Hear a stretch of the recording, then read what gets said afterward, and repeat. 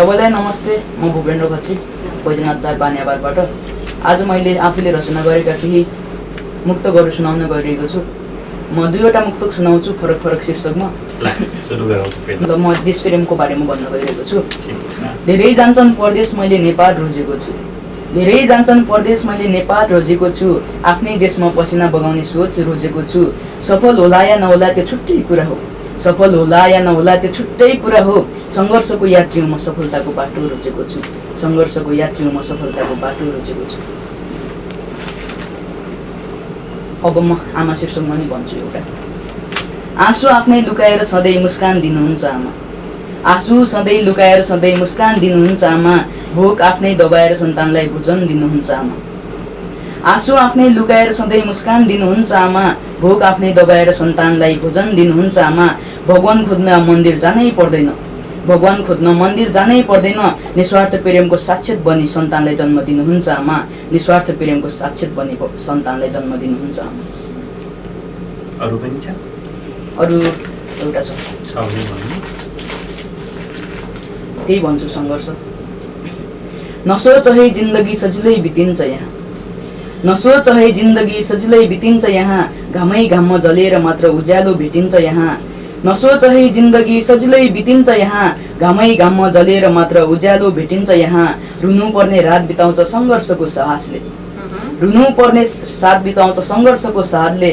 घामै घाममा जलेर मात्र स्वाभिमान देखिन्छ यहाँ। घामै घाममा जलेर मात्र स्वाभिमान देखिन्छ यहाँ। कस्तो राम्रो, कति जोडसँग होइन, ढुक्क भएर भन्नुहुँदो रहेछ। सुरुमा अलिकति भन्दा भन्दै पहिलोपटक छ त्यस्तो, त्यही भएर झुकेको हो। बैजनाथबाट आइ भन्नुभयो नि त?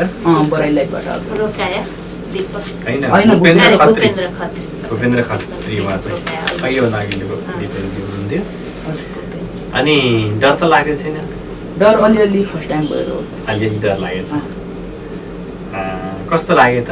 अहिले त अब त डर छैन नि, भनिसक्यो। अब डर छैन होइन। अर्को आउँछ त्यतिकै। अर्को लेख्नु त लेखेको छु मैले। ठिक छ, भनिहाल्नु भयो। 2-3 होइन कविता मुक्तकर राम्रा छन्। अरू कविताहरू पनि लेख्नु भएको छ? लेख्न त लेखेको छु, तर घरमा चाहिँ अहिले मैले नै मतलब घरमा लेख्ने गर्नुहुन्छ? लेखेको छु। स्कुलमा भन्ने पनि गर्नुहुन्छ? चान्स भयो भने आफू चान्स पनि भन्नु पऱ्यो कहिले। ल अब कविताको कार्यक्रम गरौँ भन्नु पनि पर्छ कि है। ल राम्रो भन्नुभयो।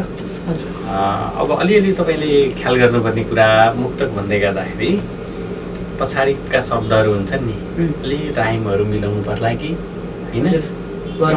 पाइन्छ यहाँ, गइन्छ यहाँ, यस्ता टाइपका होइन।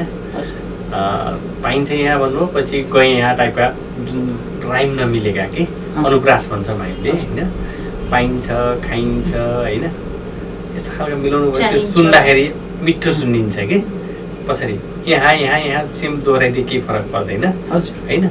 अनि तेस्रोमा गइसकेपछि फरक भयो भने केही फरक पर्दैन। चौथोमा जानुभयो भने फेरि मिलाएर चाहिँ जानुभयो भने तपाईँका मुक्तक अलि स्तरीय बन्छन् है।